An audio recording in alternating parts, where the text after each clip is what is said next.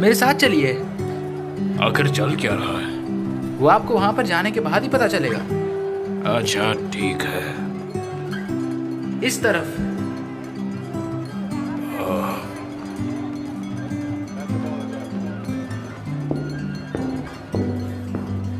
हम आ गए। हे,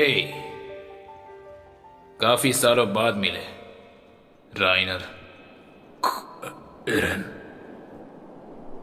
तुम्हारे लिए अच्छा है कि तुम अपने घर तक वापस आ पाए।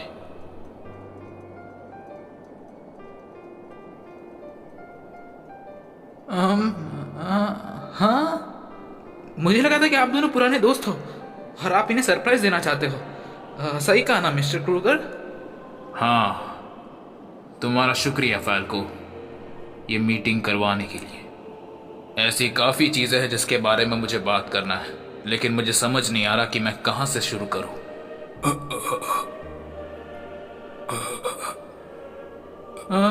बैठ जाओ राइनर, ये काफी मजेदार होगा।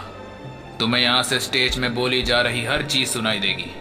हमारे ऊपर एक रेगुलर अपार्टमेंट बिल्डिंग है, ये बिल्कुल स्टेज के पीछे है, लेकिन वहां के काफी सारे लोग अपनी खिड़की से पर्दे के उठने का इंतजार कर रहे हैं, बिल्कुल हमारे सर के ऊपर। हाँ मिस्टर क्रूगर, क्या आपके हाथ में चोट आई है?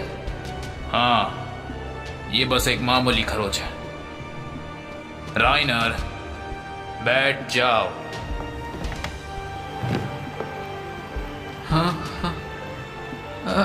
तो फिर मैं आप दोनों से बाद में मिलता हूँ। नहीं फाल्को, तुम भी यहां रहकर मेरी कहानी सुनोगे।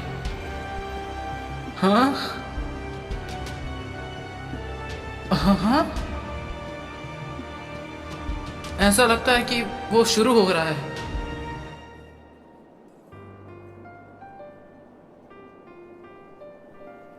एरन, तुम यहां तक कैसे आ गए? क्या तुम्हें सबसे पहली चीज यही पूछनी थी? तुम यहां क्यों आए हो? जो तुम करने आए थे। क्या? नहीं नहीं, ये नहीं हो सकता। नहीं नहीं नहीं नहीं। क्यों? सच में तुम्हें समझ नहीं आ रहा? मैं बिल्कुल तुम्हारी तरह हूं, मेरे पास कोई रास्ता नहीं था, इसीलिए मैं। शांत हो जाओ, ऐसा लगता है कि पर्दा उठ चुका है।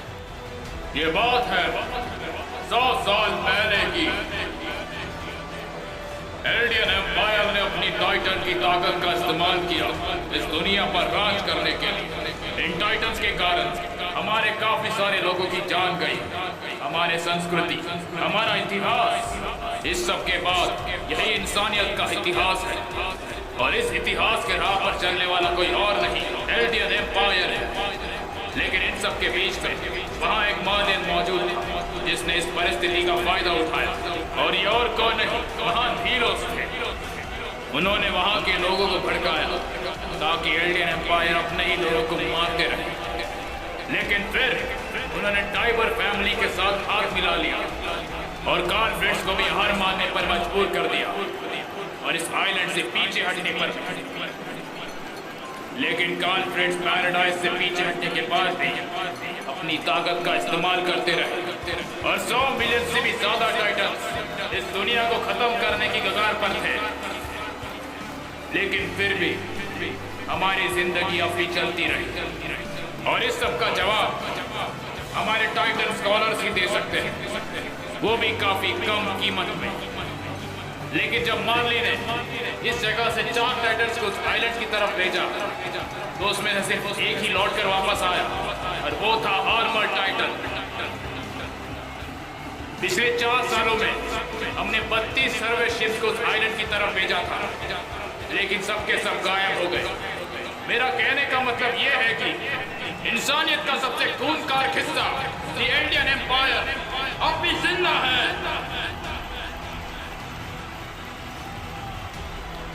तुमने वो सुना राइनर? इसीलिए तुमने उस दिन दीवार को तबाह किया। तुम इस दुनिया को बचाना चाहते थे, सही कहा ना? 4 नादान बच्चे जिन्हें उस आइलैंड की तरफ छोड़ दिया, बिना कुछ जाने और सोचे समझे।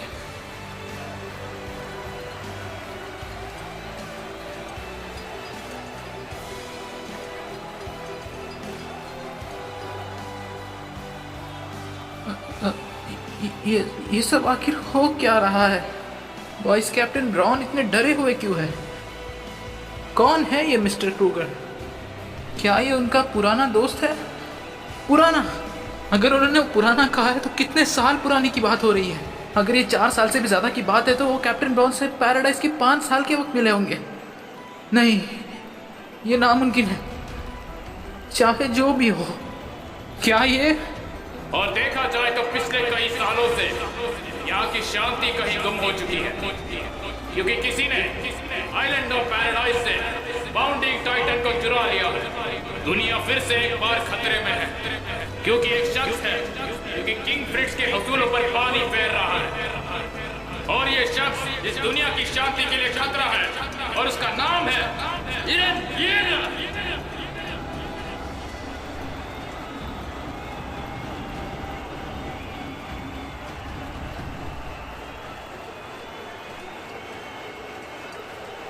मैं यहाँ खड़ा हूँ अपनी छोटी शान को विदा करते हुए, क्योंकि मैं जानता हूँ कि हमारी दुनिया इस वक्त किस खतरे में है।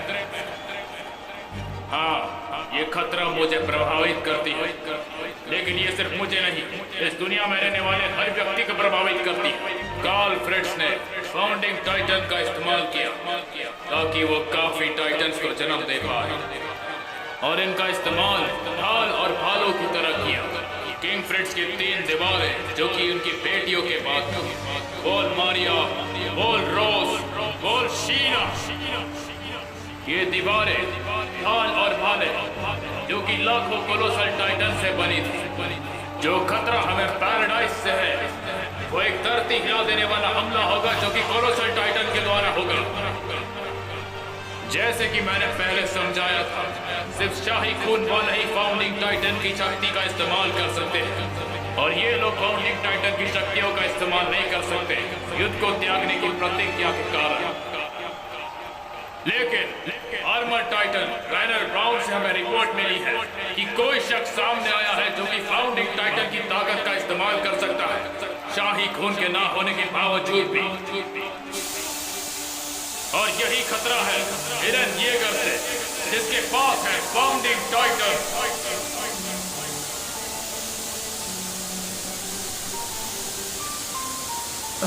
आपने मुझे धोखा दिया। जिस दिन आपने मेरा हौसला बढ़ाया, उस दिन से मैं आपकी इज्जत करने लगा था। इस पूरे समय मुझे माफ करना फैल्को, तुमने मुझे बचा लिया। हाँ, लेकिन कैसे?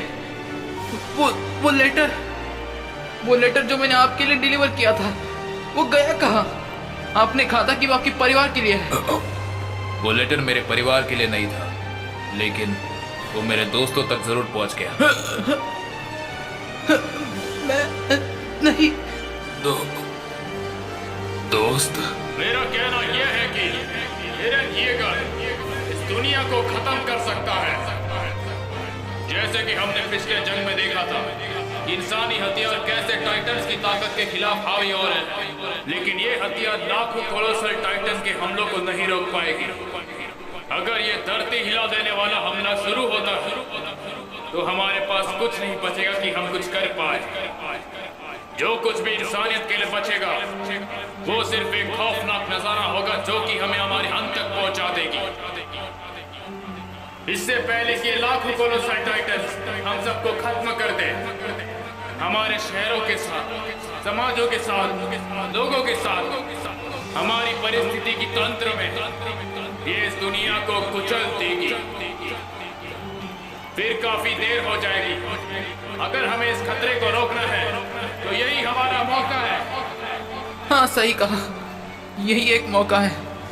मुझे कुछ समझ नहीं आ रहा, लेकिन वो फाउंडिंग टाइटन जिसके पीछे मार्ली पड़ा है, वो समुद्र को पार करके हमारे सामने बैठा है। अब सब कुछ कमांडर ब्राउन और मेरे ऊपर निर्भर है। उसने सही कहा। विली टाइबर ने कुछ गलत नहीं कहा। मैं एक बुरा आदमी हूं, और मैं शायद इस दुनिया को खत्म भी कर सकता हूँ, लेकिन तुम भी मुझे बुरे लोग जैसे ही लगते थे। उस दिन मैं सोचता हूँ क्यों इतने सारे मासूम लोगों की जान गई, क्यों इतने सारे लोगों को जिंदा खाया गया, मुझे समझ नहीं आया। तो मुझे बताओ राइनर, उस दिन मेरी माँ को उस टाइटन ने क्यों खाया था? क्योंकि हमने उस दिन दीवार को तोड़ा था। क्यों तुमने दीवार को तोड़ा? हमारा मिशन बस ये था कि हम दीवार के अंदर से देख पाए कि दीवारों के राजा अगला कदम क्या लेंगे। तुम्हारा मिशन क्या था? फाउंडर को वापस लाना, और हम इस दुनिया को बचाना चाहते थे। ओह, दुनिया को बचाना। हाँ, अगर तुम दुनिया को बचाना चाहते थे फिर तो तुम्हारे पास कोई और रास्ता नहीं था। मुझे याद है तुमने उस दिन क्या कहा था। तुमने कहा था कि तुम मुझे कुत्तों की मौत की तरह मरते हुए देखना चाहते हो। उस दिन तुम इसीलिए यहां आए हो, है ना? ओह, क्या मैंने ऐसा कहा था? अगर ऐसा है तो मान लो कि मैंने ऐसा नहीं कहा। यह सच है कि मैं समुद्र के उस पार को अपना दुश्मन मानता था। फिर मैंने उसे पार किया। मैं अपने दुश्मनों के छतों के नीचे सोया। मैंने वही खाया जो वो लोग खाते थे। राइनर, मैं बिल्कुल तुम्हारी तरह। हाँ, यहाँ ऐसे लोग भी थे जिन्होंने मेरा दिमाग खराब किया, लेकिन यहाँ अच्छे लोग भी हैं। समुंदर के पार, दीवार के अंदर, हम सब एक जैसे हैं। लेकिन तुम लोगों को सिखाया गया था कि जो दीवार के अंदर रहते हैं वो तुम लोगों से अलग है, कि वो लोग शैतान हैं। और वो शैतान जो दीवार के अंदर रहते थे उन्होंने तुम एल्डियंस पर नाइंसाफी की, वो भी बाकियों के साथ। लेकिन तुम उस वक्त एक मासूम बच्चे थे और ये सब चीज़ें यहाँ के रहने वाले बूढ़ों ने तुम्हें सिखाया। और तुम सिर्फ उस वक्त एक बच्चे थे और तुम उनके खिलाफ लड़ने के लिए कर ही क्या सकते थे? तुम्हारा वातावरण, तुम्हारा इतिहास। सही कहा ना राइनर, ये पूरा वक्त तुम्हारे लिए काफ़ी दर्दनाक साबित हुआ होगा, है ना? मैं सोचता हूँ कि मैं अब सब कुछ समझ चुका हूँ। लेकिन जो दुनिया पर एक खतरा मंडरा रहा है, इसका सिर्फ एक ही कारण है, वो है एल्डियंस का अस्तित्व। मैं इस दुनिया में पैदा होना पसंद नहीं करता। अगर ये सब कुछ मुझ पर होता, मैं बाकियों से ज्यादा अपने खून से नफरत करता हूँ। मैं चाहता हूँ कि एल्डियंस इस दुनिया में ना रहे, लेकिन मैं मरना नहीं चाहता, क्योंकि मैं इस दुनिया में पैदा हुआ था। हम सब अलग राष्ट्र और दौड़ के हो सकते हैं, लेकिन मैं तुम सबसे पूछना चाहता हूँ जो कि मरना नहीं चाहता है, कि मुझे अपनी ताकत दे प्लीज। मैं हम सबके भविष्य को सुरक्षित करना चाहता हूँ। मैं चाहता हूँ कि आप सब मेरे साथ लड़ें पैराडाइज के उन शैतानों के खिलाफ। खड़े हो जाओ राइनर, मैं अब सब कुछ समझ गया हूं।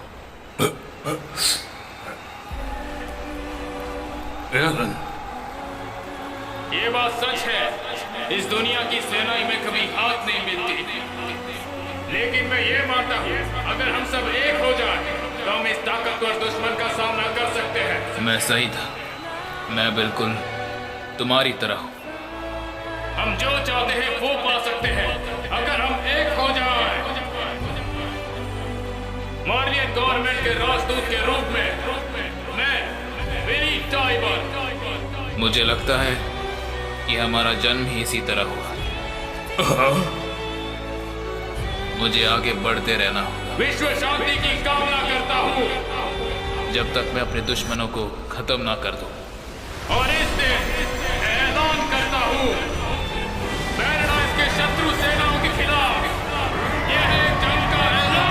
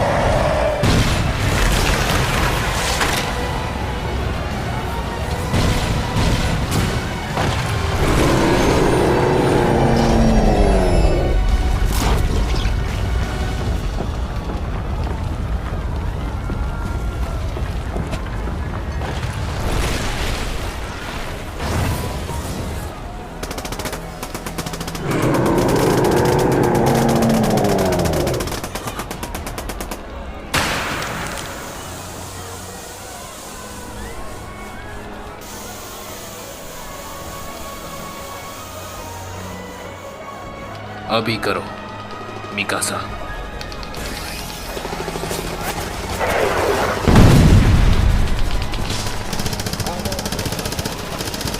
शुक्रिया मेरे कहने पर यहाँ तक आने के लिए। एरेन,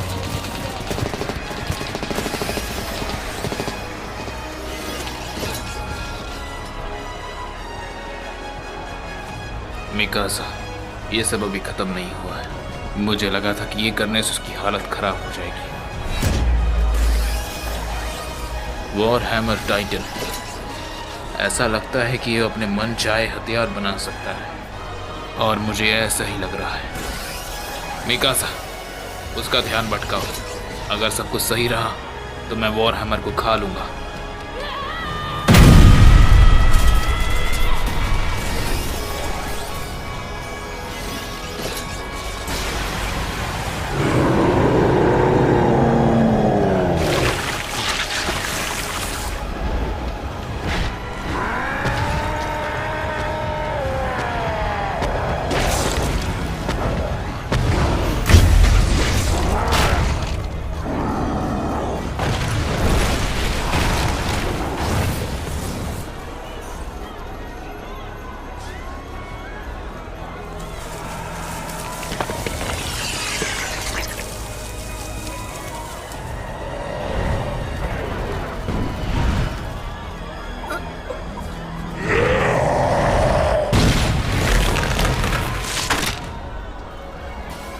ये क्रिस्टल बिल्कुल आने वाले की तरह है। इसका मतलब ये है कि मैं इसे खा नहीं पाऊंगा। जो भी हो, इसके अंदर अब जान नहीं बची है, वरना ये मुझे कब का खत्म कर देती। और इसके पास कोई अब रास्ता नहीं बचा है, लेकिन मेरे पास एक रास्ता जरूर बचा है।